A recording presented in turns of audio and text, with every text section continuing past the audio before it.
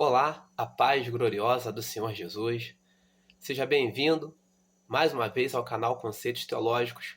Hoje abordaremos esse tema bastante interessante, que é a nossa lição de número 5, ao qual nos aborda, e é um tema bem atual, bem forte, bem dinâmico, porque vai nos falar sobre compaixão, atitude de quem ama a Deus. A compaixão é uma atitude de quem ama a Deus. Mas note bem que a presente lição ela é bem emblemática, ela é bem interessante para os dias odiernos ao qual nós estamos envolvidos neles, porque note bem que a nossa vida é uma vida corrida. Você estuda, você trabalha, você é dona de casa, você é um amigo trabalhador que chega e tem uma série de coisas para fazer, e a nossa vida é uma correria sem fim. Diante de toda esta correria e o evangelho que é pregado hoje, que também é um evangelho muito pregado, a base da correria, porque nós vemos nas nossas igrejas muito louvorzão, muito movimento, mas por vezes muito pouco tempo para o ensino da palavra. E a proposta, que é falar sobre as nossas lições da revista Betel, que fala sobre escola bíblica dominical, muito pouco tempo para o ensino propriamente dito da palavra. E nós vemos que é um evangelho muito voltado para aquilo que as pessoas precisam ouvir. No sentido, o evangelho mais convidativo para aquilo que sacia a alma das pessoas. Um evangelho mais narcisista. Em que sentido? Você de repente vai estranhar a proposta de dizer um evangelho narcisista. Sim, você já ouviu o mito de Narciso? Narciso era um jovem que ele se apaixonou pela a imagem dele mesmo, a imagem própria dele refletida na água. E o narcisista é aquele que não tem empatia, ele só pensa nele, né? Ele em primeiro lugar, a pessoa dele ou dela em primeiro lugar. Apaixonado por si só e não olha para os outros. E o evangelho hoje é muito convidativo nesse sentido, porque é um evangelho que nos convida a olharmos para nós mesmos e não pensarmos nos outros. É o evangelho da casa própria, você tem que ter a sua casa própria. É o evangelho do seu carro, você tem que ter o seu carro. É o evangelho da conta bancária gorda, você tem que ter uma conta bancária expressiva. O evangelho que você tem que estar bem financeiramente, bem emocionalmente, bem fisicamente. O evangelho que só pensa no eu. E as pessoas hoje vêm para a igreja com esta proposta de evangelho. O evangelho voltado para elas. Eu tenho que me beneficiar, eu tenho que me dar bem, eu tenho que ficar bem na fita. Este é o evangelho pregado. Em contrapartida, o evangelho dinâmico, vivo de Cristo Jesus, ao qual é a proposta desta lição de número 5. Para não ficarmos em nossas palavras, bom, eu sou o teólogo Rafael Cardoso e gostaria de compartilhar com você o texto áureo baseado lá em Provérbios, capítulo 19, verso 17, ao qual nos diz: ao Senhor empresta o que se compadece do pobre, e ele lhe pagará o seu benefício. O texto de referência está baseado lá em Isaías 58, versos 7, 8, 9 e 10, ao qual fala sobre a benevolência, né? O ato, o exercício da benevolência, da compaixão. Pois bem, está todo mundo incentivado a fazer uma série de coisas. Entre estas coisas, estamos incentivados a pensar nas nossos próprios problemas. O evangelho hoje pregado é um evangelho voltado para este tipo de situação, resolver os seus problemas. E o evangelho, né, ele de fato, o verdadeiro evangelho, ele é desafiador. Desafiador em que sentido? Porque o evangelho, ele pensa no outro. O evangelho, de fato, ele muda a nossa mente. O verdadeiro evangelho, ele é transformador, porque ao invés de eu pensar em mim, eu vou começar a pensar em quem está ao meu entorno. Esta é a proposta do verdadeiro evangelho, que pouco é pregado hoje. Existe um homem, né, um pastor alemão, meu alemão não é bom, Dietrich Bonhoeffer, que dizem que durante o período do nazismo, Ele poderia ter se refugiado, ficado nos Estados Unidos, mas ele preferiu ficar na Alemanha para defender, né, as pessoas que estavam sendo ali, de certa forma, humilhadas pelo nazismo, né, que estavam sofrendo a perseguição do nazismo. Ele teve empatia e ele preferiu ficar ali e defender aquelas pessoas. O que aconteceu com ele? Ele perdeu a sua vida. Ele foi executado, foi condenado, porque ele pensou nos outros. E o evangelho é assim, o evangelho ele exerce misericórdia.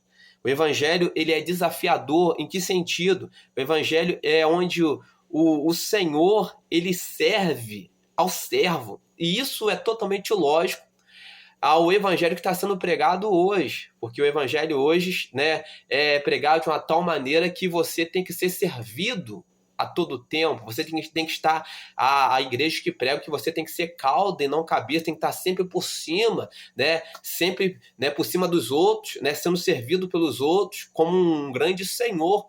E esta não é a proposta do evangelho. A proposta do verdadeiro evangelho é o Senhor serve por vezes o servo. Quem não se lembra da cerimônia que Jesus fez ali do lava-pés, onde ele servia os discípulos, ele queria lavar os pés dos discípulos, dos apóstolos, e Pedro ele se opôs e o Senhor falou: se você não permitir que eu faça isso contigo, você não tem parte comigo. E ele falou: então, Senhor, lava tudo, né? Lava por completo. Jesus Cristo estava dando um exemplo que ele, como Senhor, ele servia quem precisava. E esta é a proposta do Evangelho. Uma proposta de servir.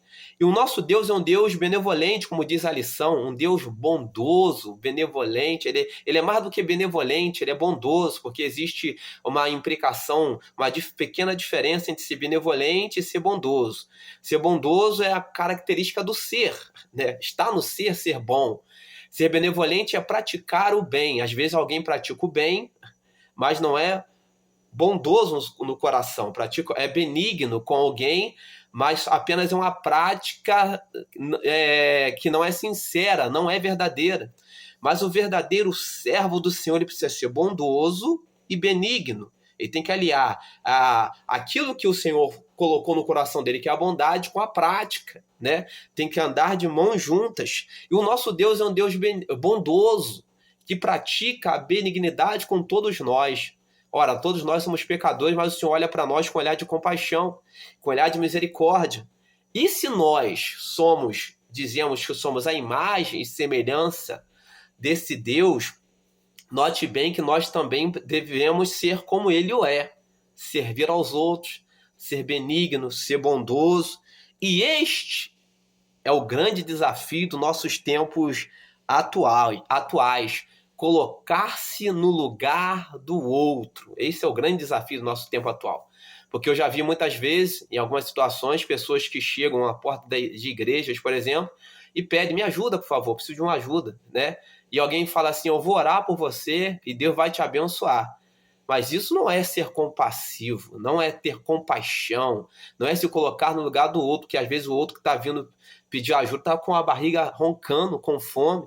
Primeiro você vai lá e se coloca no lugar dele. Eu gostaria de estar com fome no lugar dele ou no lugar dela.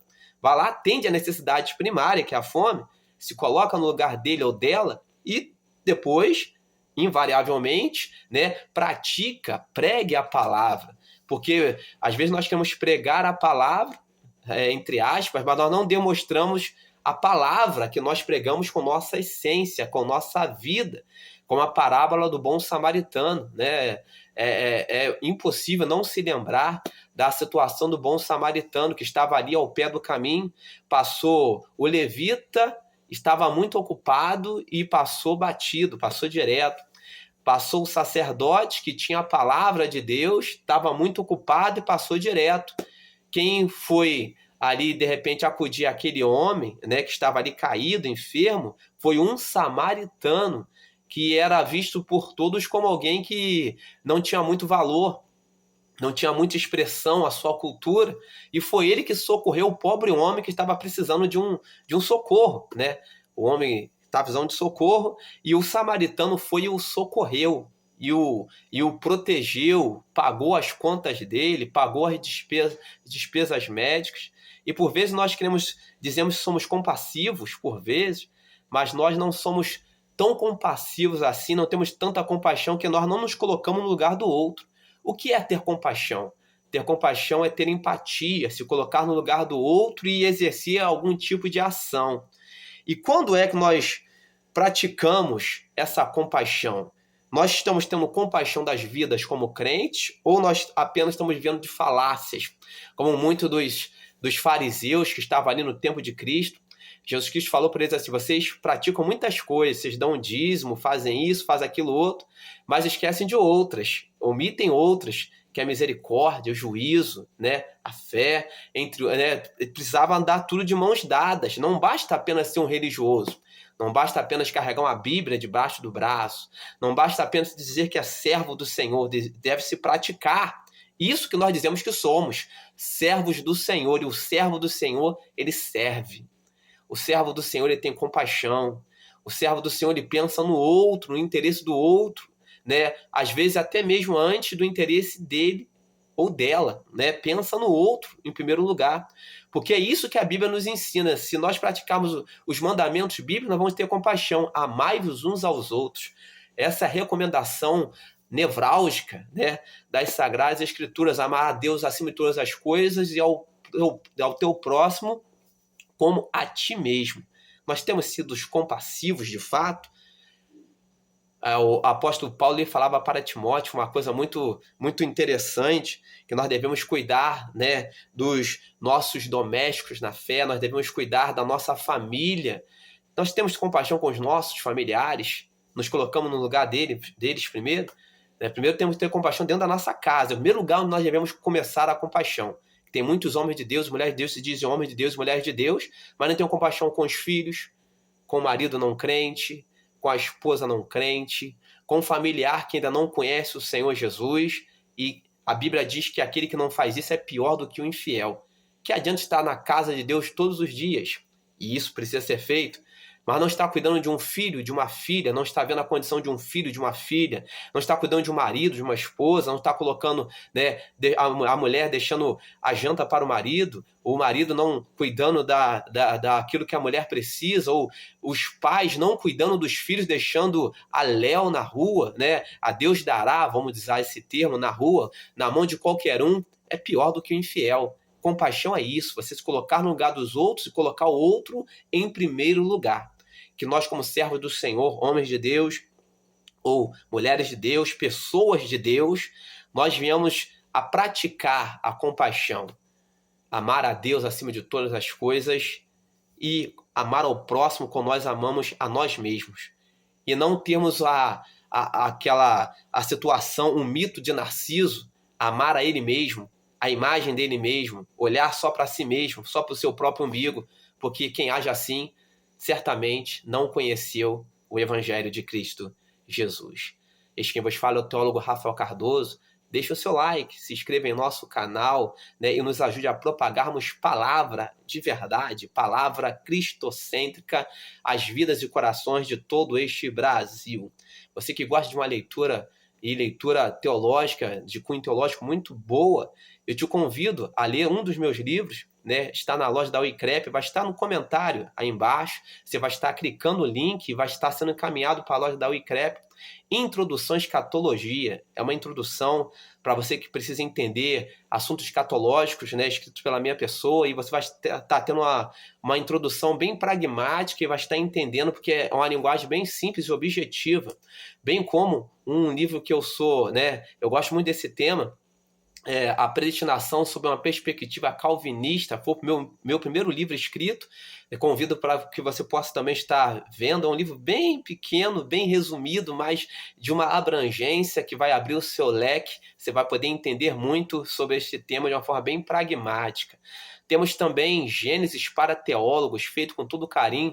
Não é apenas para teólogos, mas, como nós dizemos para teólogos, você vai ter um entendimento assim um pouco mais aprofundado sobre a visão de Gênesis, bem como Êxodo para teólogos, também um livro bastante interessante. Convido a estar lendo esses livros e vai ter mais lançamentos aí daqui nos nossos próximos vídeos de outros livros, ao qual vai estar abençoando a sua vida e vai estar elevando o seu conhecimento teológico. Que Deus abençoe a sua casa, a sua família em Cristo Jesus.